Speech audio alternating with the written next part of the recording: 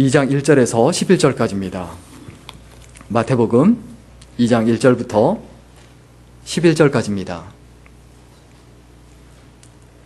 마태복음 2장 1절부터 11절까지 한 절씩 교독하겠습니다. 제가 먼저 읽고 여러분이 한 절 읽고 한 절씩 교독하겠습니다. 제가 먼저 읽겠습니다. 헤롯 왕 때 예수께서 유대 베들레헴에서 나심에 동방으로부터 박사들이 예루살렘에 이르러 말하되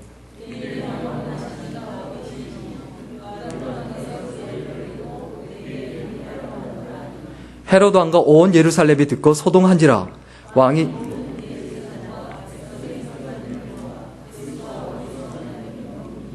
가로되 유대 베들레헴이오니 이는 선지자로 이렇게 기록된 바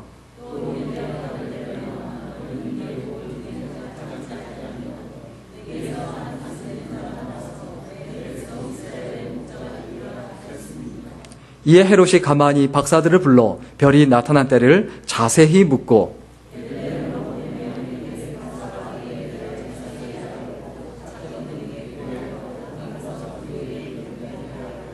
박사들이 왕의 말을 듣고 갈새 동방에서 보던 그 별이 문득 앞서 인도하여 가다가 아기 있는 곳 위에 머물러 섰는지라. 같이 읽겠습니다. 집에 들어가 아기와 그 모친 마리아에 함께 있는 것을 보고 엎드려 아기께 경배하고 보배합을 열어 황금과 유향과 몰약을 예물로 드리니라. 아멘. 찬양 한 번 더 기도드리겠습니다. 살아계신 하나님, 이 시간에도 우리의 온 마음 다하여 하나님께 찬양하고 경배하며 또 하나님의 말씀을 마음속에 새기기를 소원합니다. 우리의 눈을 열어서 주의 말씀의 귀한 법을 보게 하시고 우리의 귀를 열어서 하나님의 말씀을 우리의 가슴에 새길 수 있도록 붙들어 주시며 우리의 삶을 움직이셔서 이 말씀대로 살아갈 수 있도록 붙들어 주옵소서. 그래서 우리의 인생 호흡이 끊어지는 그날에 하나님 앞에 섰을 때 잘했다 칭찬받고 인정받는 생애 되게 하시고 또 우리의 임종을 지켜보는 이들에게 나처럼 사십시오. 나처럼 사는 것이 옳습니다. 라고 말할 수 있는 아름다운 인생, 소중한 인생을 살아내게 하여 주옵소서. 감사드리며 예수님의 이름으로 기도드렸습니다. 아멘.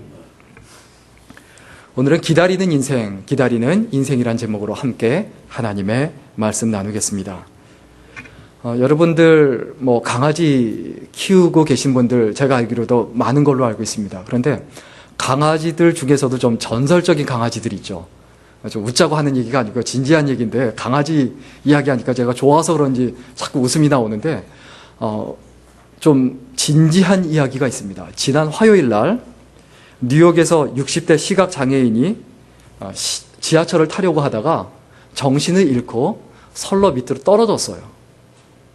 그때 안내견이 따라서 같이 뛰어내렸죠. 그런데 마침 그때 맞춰서 지하철이 오는 거예요. 그 안내견이 어떻게 했을까요? 막 짖고 난리가 나고 그러다가 그냥 어떻게든 끌어내려고 애를 썼어요. 그런데 지하철이 지나갔습니다. 그 위로. 그 어떻게 됐나? 사람들이 막 경악하고 놀라고 그리고 지하철이 두 동이 이렇게 지나간 다음에 그 다음에 섰는데 지하철이 이렇게 지나간 다음에 보니까 다행히도 저 선로 사이에 홈이 있는데 그쪽으로 끌어당겨서 사른 거예요. 그래서 병원에 입었는데 멀쩡합니다. 그냥 떨어지면서 타박상만 입고 멀쩡합니다. 그런데 그 안내견 그 주인이, 그 맹인인 그 주인이 하는 이야기가 강아지가 그 개가 자기 얼굴을 계속 핥고 그리고 자기 위로 전동차가 지나갈 때 자기 위를 덮었다는 거예요. 그래서 너무너무 감동적이고 너무너무 아주 정말 잊을 수 없는 기억이었고 너무나 소중한 강아지다, 개다 이렇게 이야기를 합니다. 자, 이 이야기를 들으면서 이 사실을 보면서 여러분 어떤 생각이 드세요?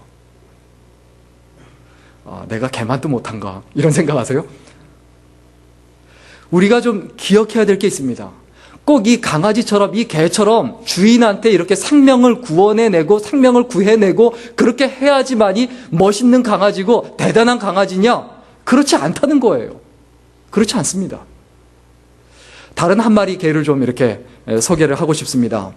이 개는 어떤 개냐면 한국의 어느 방송국에서 소개가 됐는데 3월 달부터 그러니까 올해 3월 달부터 계속 저기 있는 거예요. 주위에 인가가 하나도 없어요. 그래서 저기다가 많은 개들을 버리고 간대요. 그 유기견이라고 하죠. 근데 저 개를 저기다 버렸는데 저기에 어떤 차가 트럭 운전사가 한 달에 한 번씩 저길 지나가는데 3, 4, 5월 지나갔는데 계속 저기 있더라는 거예요. 그래서 6개월째, 그리고 지금 사진이 7개월째입니다. 그리고 8개월째 또 찍었어요. 다음 사진이. 점점 어떻게 돼갑니까? 몰골이 엉망이 돼요. 그런데도 거기 계속 기다리고 있는 거예요. 강아지를 버리면 그 강아지들이 그 자리를 떠나지 못하고 주인을 계속 그 자리에서 기다린대요. 좀 버려도 좀 안전한 데다 버리든가. 어떻게 도로 한가운데다 저렇게 버려놓고. 그래서 그 6개월 동안 저기서 어떻게 살았냐 하면 저기서 또 강아지가 불쌍하다고 유기견을 돌보는, 주워다가 돌보는 아줌마가 있어요. 그래서 그 아줌마가 밥을 갖다 놓으면 그냥 그 밥을 갖다 놓으면 아무도 안 보일 때 몰래 와서 먹고 다시 저기 가서 앉아있고, 밤에 가면 또 어떻게 숲에 가서 자고 또 저기 가서 앉아있고 6개월을 저리고 있던 거예요.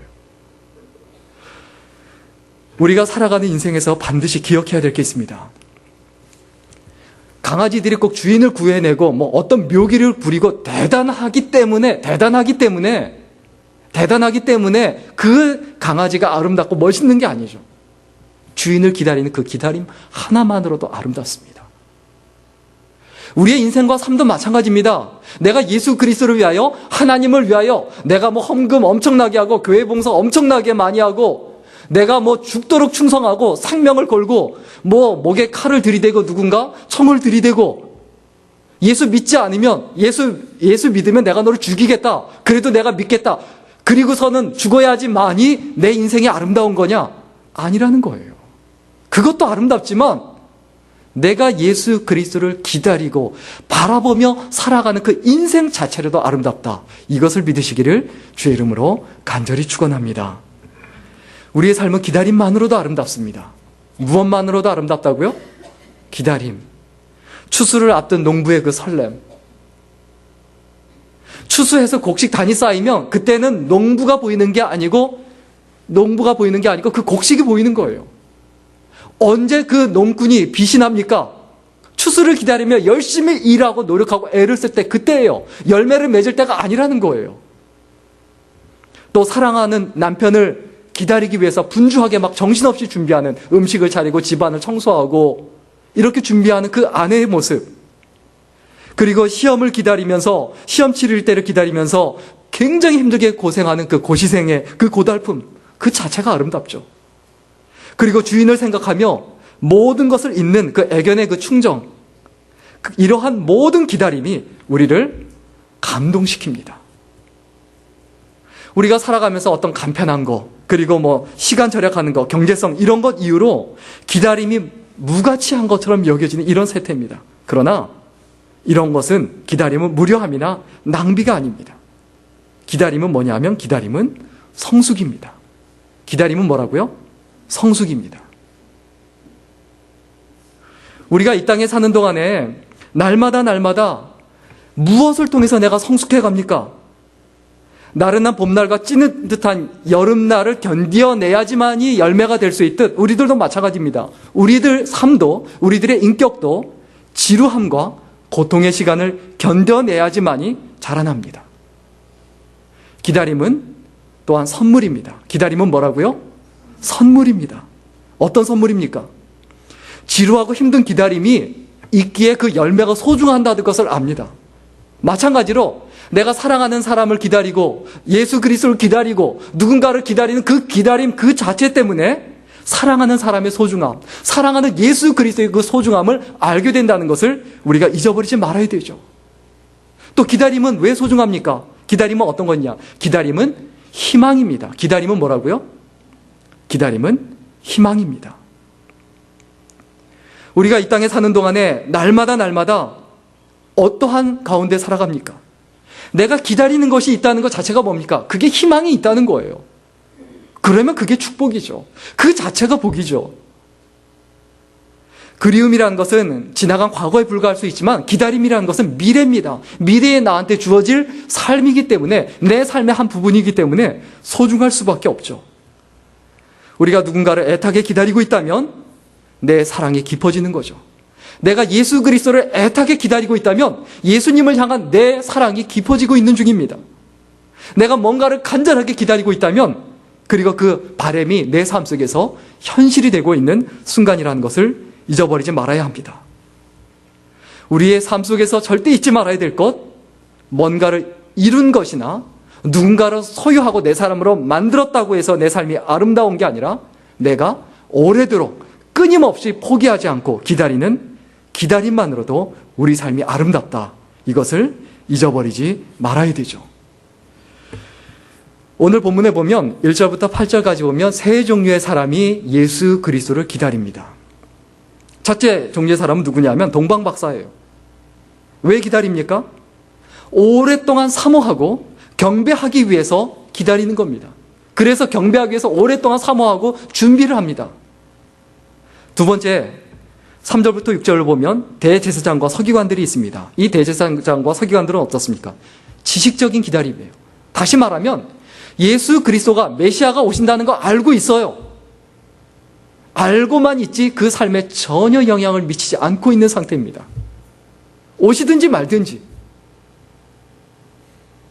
그 다음에 7절과 8절에 보면 헤롯 왕의 기다림이 있습니다. 이것은 어떤 기다림입니까? 예수 그리스도를 죽이기 위하여, 대적하기 위해서 기다리는 기다림입니다. 우리가 예수 그리스도를 기다리면서 어떤 마음으로 기다리십니까? 어떤 사람들처럼 기다리십니까?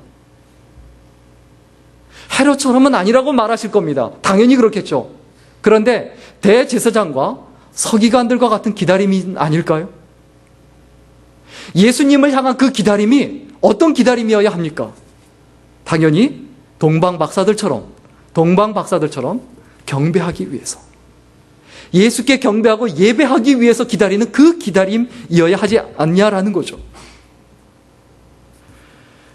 우리의 머릿속에 절대로 잊어버리지 말아야 될 게 있습니다.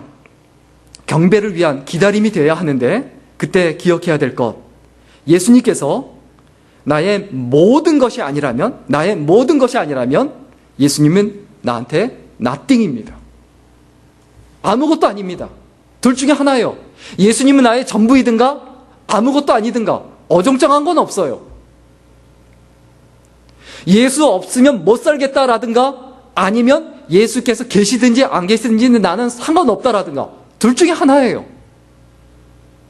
우리는 어느 쪽입니까? 내 삶이 어느 쪽일까요? 나한테 전부이든지 아니든지 하지, 이것도 아니고 저것도 아니고. 자, 결혼을 합니다. 결혼한 사람이 신부가 있고 그리고 신랑이 있습니다. 남편이 있고 아내가 있습니다. 그런데 태도가 신랑이든지 아니든지 하지, 신랑도 아니고 뭐도 아니고, 이건 뭡니까? 그런 게 있을 수 있습니까? 결혼을 했는데 아내가 남편에 대해서 저 사람이 우리 남편인지 아닌지 모르겠다. 모르는 게 어디 있습니까? 남편이면 남편이고 아내면 아내지, 남편이면 남편이고 아니면 아니지, 이것도 아니고 저것도 아니다. 그런 게 세상에 어디 있습니까? 예수 그리스도께서 나의 구주이면 구주이고 아니면 아니지, 이것도 아니고 저것도 아닌 것, 이것에 대해서 우리가 가슴 깊이 분명하게 생각을 해봐야 됩니다. 내가 예수 그리스도를 경배하기 위해서 기다린다라고 했을 때는 몇 가지 요소가 반드시 갖춰줘야 합니다. 하나는 뭐냐면, 우리 오늘 본문 9절인데 다 같이 읽겠습니다. 오늘 본문 9절입니다. 시작. 박사들이 왕의 말을 듣고 갈새 동방에서 보던 그 별이 문득 앞서 인도하여 가다가 악이 있는 곳 위에 머물러 섰는지라. 동방 박사들이 헤롯 왕의 말을 듣고 갔다라고 하는데, 정말 어딘지 모르지만 진짜 먼 길에서부터 예수 그리스도께 경배하기 위해서 찾아왔어요. 그리고 또한 어떠한 가운데서도 묻는 한이 있고, 그리고 여기저기 아느냐라고 이렇게 물어보고 알아보고, 정말 갈 바를 모르지만 찾아다니면서 예수께 경배하기 위해 온갖 애를 다 씁니다. 우리의 머릿속에 반드시 기억해야 될 게 있습니다. 수고가 없는 것은 다 거짓입니다. 헌신이 없는 종교, 거짓입니다. 헌신이 없는 기독교, 가짜입니다. 희생이 없는 사랑, 그거 사랑 아닙니다. 가짜입니다. 노력이 없는 소망, 노력이 없는 목적, 그거 가짜 목적이에요. 그거 진짜 목적 아니에요. 내가 목적이 있다, 소망이 있다 그러면 노력을 하고 있어야 돼요. 노력을 하고 있지 않으면 그거 진짜 아니에요. 가짜 소망이에요. 행함이 없는 믿음, 그건 죽은 믿음이라고 돼 있죠. 그건 믿음 아니에요. 행함이 없는데 어떻게 그게 믿음이에요? 내가 생각만으로 사랑한다? 그거 사랑하는 거 아닙니다. 아무리 이런 것들이 내가 가지고 있는 기독교, 그리고 내가 가지고 있는 사랑, 내가 가지고 있는 소망, 내가 가지고 있는 믿음, 이런 것들이 아무리 그럴듯해 보인다 할지라도 그 가운데 수고가 없고 희생이 없고 헌신이 없으면 그것은 뭐라고요? 가짜입니다. 가짜에 속지 마십시오. 가짜가 더 진짜 같아요. 가짜가 더 진짜 행세를 합니다. 이단들이 더 진짜 크리스천 노릇을 합니다. 이단들이 더 진짜 신실한 척합니다. 우리가 살아가는 인생에서 오늘 본문에 보면 오늘날과 같은 사람들이 보여요. 오늘 본문에 헤롯 왕을 보세요. 헤롯 왕의 거짓을 보세요. 진짜 예수께 경배하고 싶은 사람인 것처럼 말을 해요. 내가 가서 그들께 경배하겠다. 꼭 나한테 와서 얘기해달라. 내가 예수께 반드시 가서 경배하겠다. 새빨간 거짓말을 합니다. 겉으로, 입으로는 예수께 경배하겠다라고 하지만 속에는 뭡니까? 니들이 나한테 와서 얘기하면 내가 반드시 쫓아가서 그 아기 예수를 죽일 것이다.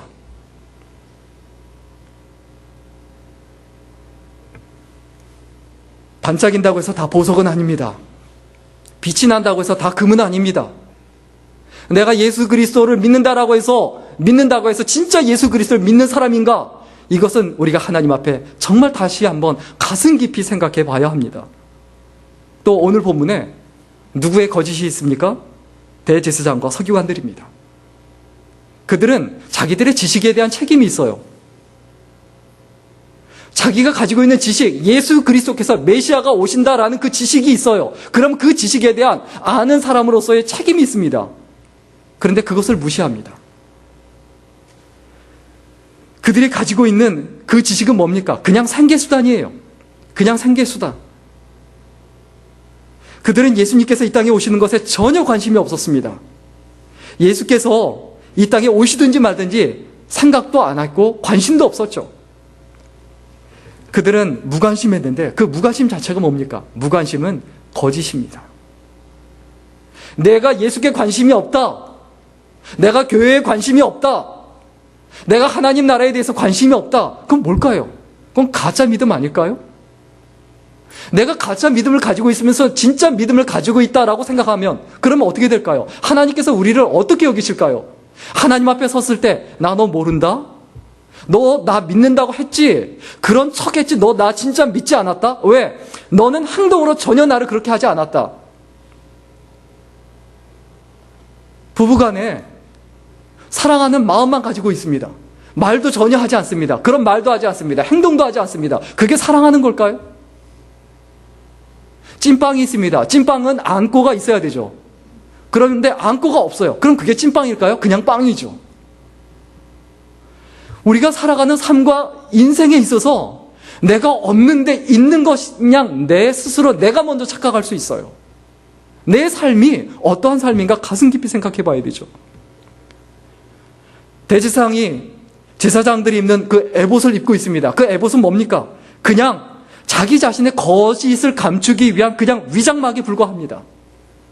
또 하나님의 뜻을 묻기 위해서 제사장들은 우림과 둠민을 달고 있어요. 그것을 가지고 하나님의 뜻을 분별하지만 그 우림과 둠민이 뭡니까? 백성들을 현혹하기 위한 도구에 불과하고 서기관들이 가지고 있는 그 율법책은 무엇을 의미합니까?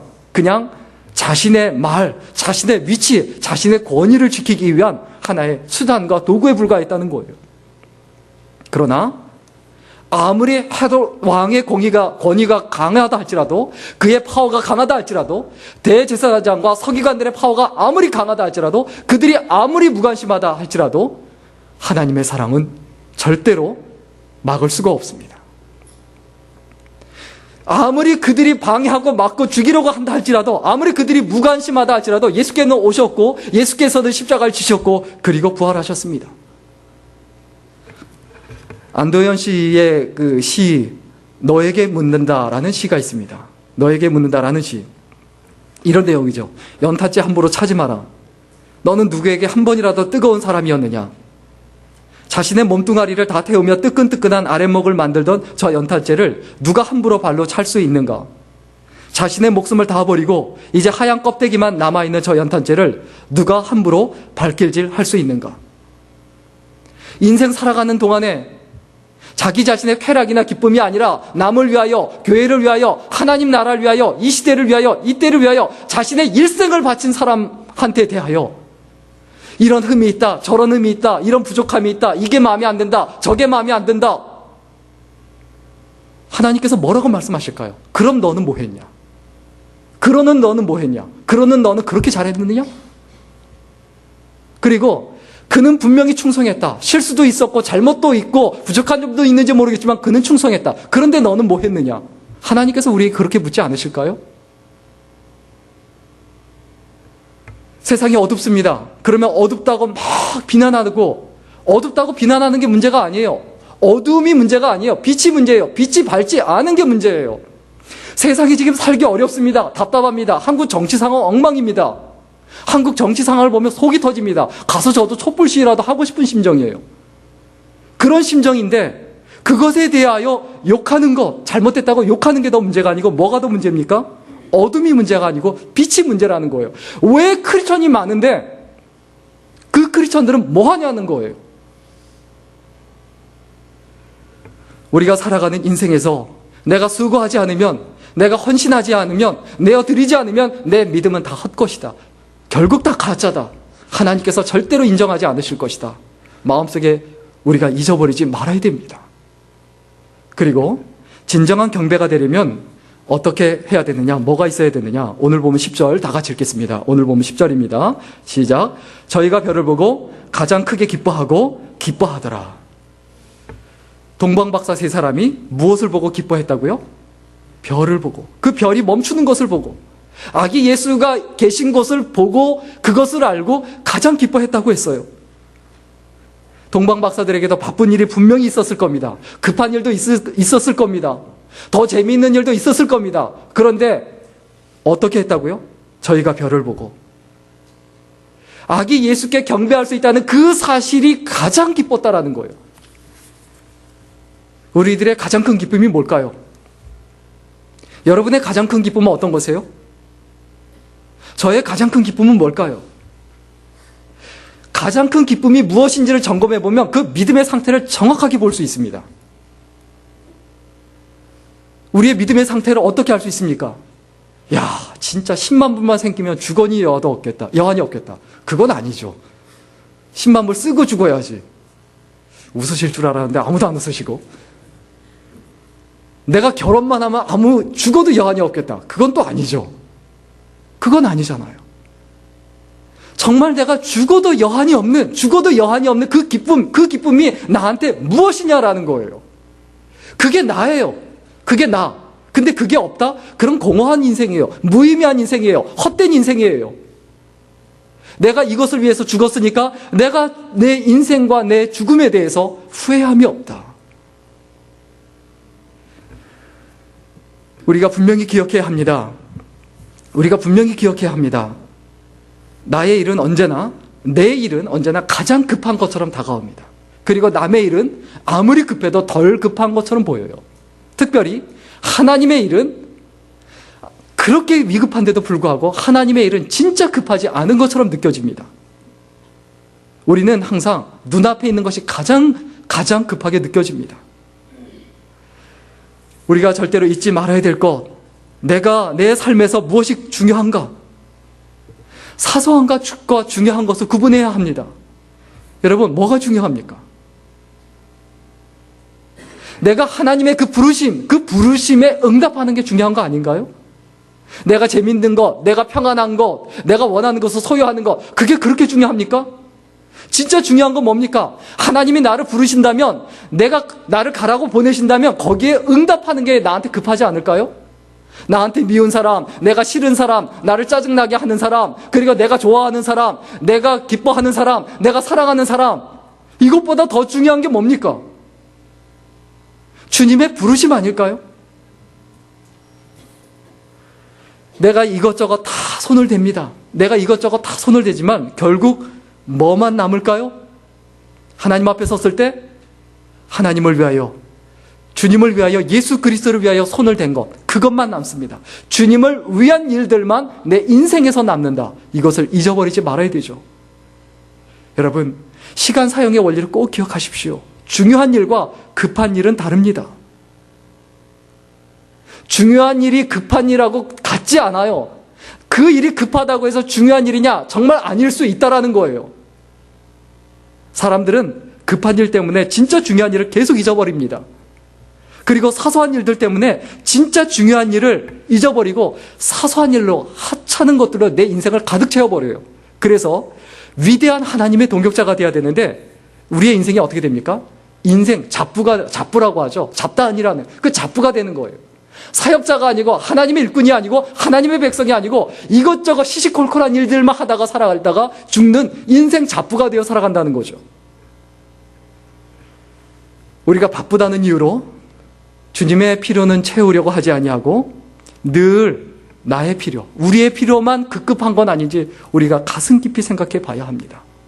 여러분, 무엇을 위하여 살고 계십니까? 어떤 것을 위해서 우리가 살고 있습니까? 그리고 무엇을 기뻐하십니까? 어떤 것을 기뻐하십니까? 예수 그리스도께 경배할 수 있다. 예수께 예배드릴 수 있다. 그 사실 하나만으로도 기뻐할 수 있는 인생이 될 수 있기를 주의 이름으로 간절히 축원합니다. 마지막으로 우리의 삶이 진정한 경배가 되려면 어떻게 해야 되느냐, 뭐가 있어야 되느냐. 오늘 보면 11절입니다. 우리 11절 다 같이 읽겠습니다. 시작. 집에 들어가 아기와 그 모친 마리아에 함께 있는 것을 보고 엎드려 아기께 경배하고 보배합을 열어 황금과 유향과 모략을 예물로 드리니라. 우리가 진짜 살아가는 인생에서 경배가 되려면, 내 삶이 경배가 되려면 뭐가 있어야 되느냐? 예물이 있어야 되죠. 예물. 동방박사 세 사람이 경배하러 가서 빈손으로 가지 않았습니다. 동방박사들이 그 준비한 예물들이었는데 그 예물은 그 당시 어떤 겁니까? 가장 귀한 거예요. 가장 소중한 거예요. 그런데 그분들이 드린, 그 동방박사 세 사람이 드린 그 예물에는 중요한 사실이 있습니다. 어떤 조건도 붙지 않았습니다. 하나님, 내가 이 예물 드리니까 나를 평안하게 해주세요. 하나님, 내가 이 예물 드리니까 내 인생이 기쁘게 해주세요. 이 예물 드리니까 내 자녀 잘 되게 해주세요. 내 인생이 잘 되게 해주세요. 어떤 조건도 붙지 않았습니다. 그냥 드리고 갔어요. 그게 예물이에요.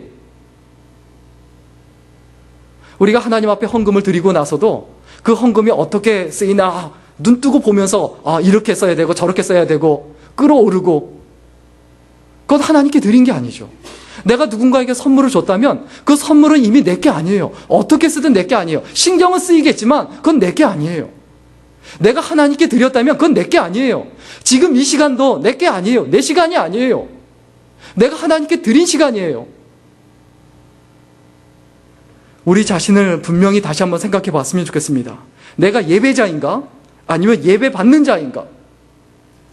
우리가 너무나 많은 이유로 예수께 경배하지 않고 예수님께 예배드리지 않습니다. 바쁘다는 이유로 준비 없이 대충 예배드리고 대충 때우는 거죠. 준비 없이 드린 예배가 어떻게 참된 예배라고 할 수 있겠습니까?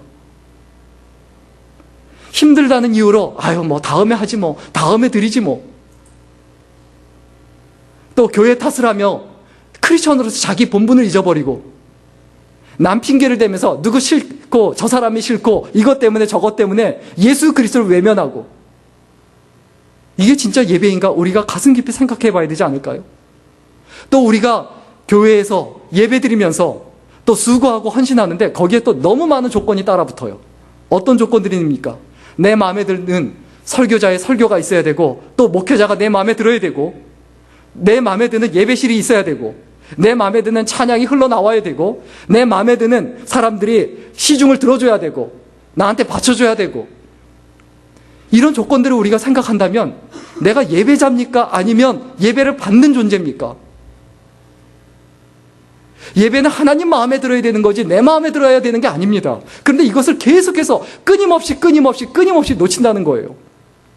그리고 이렇게 예배 드리고 나서도 우리는 또 보상을 기다립니다.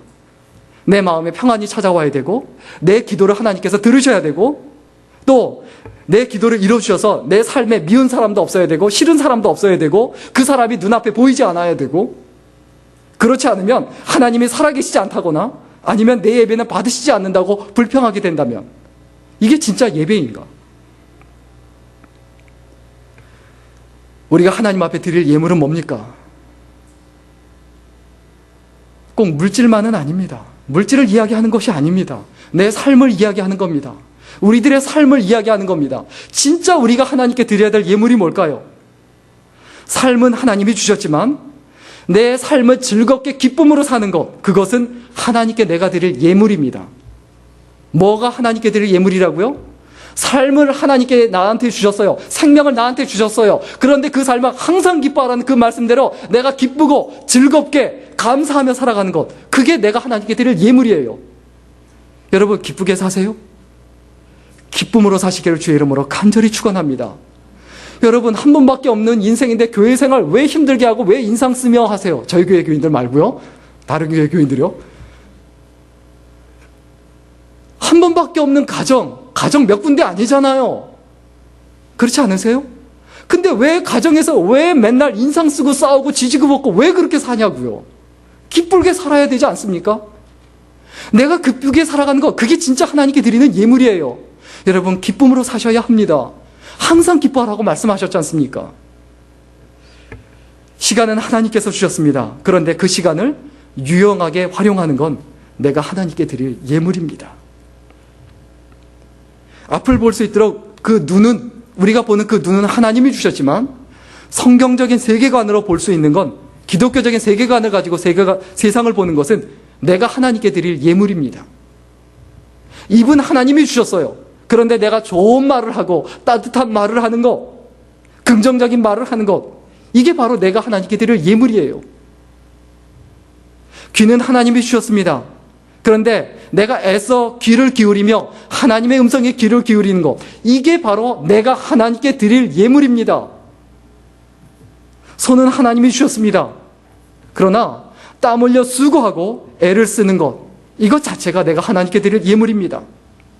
발도 하나님이 주셨습니다. 그런데 그 발을 가지고 하나님께서 기뻐하시는 사명지로 나아가는 것, 그것 자체가 바로 내가 하나님께 드릴 예물입니다. 가정은 하나님이 주셨어요. 그런데 그 가정을 천국으로 만드는 것, 그게 내가 하나님께 드릴 예물이에요. 남편도 하나님이 주셨고 아내도 하나님이 주셨습니다. 그런데 그 아내를 사랑하고 남편을 존경하는 것, 그게 내가 하나님께 드릴 예물입니다. 자식은 하나님이 주셨습니다. 그런데 그 자식을 하나님의 때로 소중하고 아름답게 키우는 것은 내가 바로 하나님께 드릴 예물입니다. 교회는 하나님이 주셨습니다. 내가 만든 게 아니고 사람이 만든 게 아니고 하나님이 세우신 교회입니다. 그런데 그 교회에 충성하며 섬기는 것, 그거는 바로 내가 하나님께 드릴 예물입니다. 하나님께서 나한테 이 말씀, 성경을 주셨지만 그 성경이 내 인격이 되게 하고 내 언어가 되게 하고 살아가는 모습이 되게 하는 것, 이게 바로 내가 하나님께 드릴 예물입니다. 지금 헌금 이야기를 하고 있는 게 아닙니다. 우리의 삶의 이야기를 하고 있는 겁니다. 내가 과연 크리스천답게 살고 있는가? 내가 진지하게 고민해 봐야 되지 않을까요?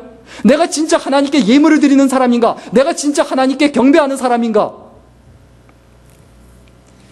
마지막 한 가지 이야기만 하고 마칠까 합니다. 백범 김구 선생님의 그 나회 소원이라는 글이 있습니다. 그 중에 일부 글을 좀 소개하고 싶습니다. 내 소원이 무엇이냐고 하나님이 내게 물으시면 나는 서슴지 않고 내 소원은 대한독립이요 하고 대답할 것이다. 그 다음 소원은 무엇이냐고 하면 나는 또 우리나라 독립이요 할 것이요. 또 그 다음 소원이 무엇이냐 하는 세 번째 물음에도 나는 더욱 소리 높여서 나의 소원은 우리나라 대한의 완전한 자주 독립이요 하고 대답할 것이다. 동포 여러분, 나 김구의 소원은 이것 하나밖에는 없다. 내 과거의 70평생을 이 소원을 위하여 살아왔고 현재에도 이 소원 때문에 살고 있고 미래에도 나는 이 소원을 달하려고 살 것이다. 독립이 없는 백성으로 70평생의 서름과 부끄러움과 애탐을 받은 나에게는 세상에 가장 좋은 것이 완전하게 자주 독립한 나라의 백성으로 살아보다가 죽는 일이다.